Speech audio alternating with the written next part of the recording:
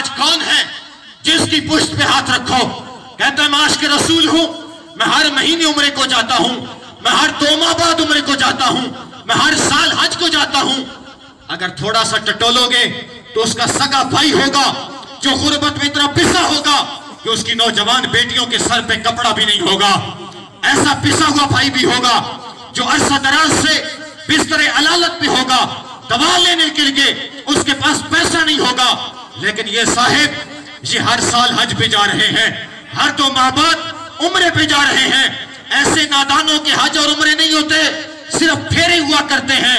ये जब रोजे की जालियों पे जाते हैं तो इनकी मिसाल ऐसे है कि बड़े बदनसीब थे हम जो करार तक न पहुंचे, दरे यार तक तो पहुंचे, दिले यार तक न पहुंचे। दरे यार तक पहुंचना और होता है, दिले यार तक पहुंचना और होता है। गुरबाओं मसाकिन की मदद करोगे, यतीमों के सर पे हाथ फेरोगे, बेवाओं की इज्जत के मुहाफिज बनोगे। मदीने गए या ना गए, मदीने वाला मुस्तफा तुम पे राजी हो जाएगा।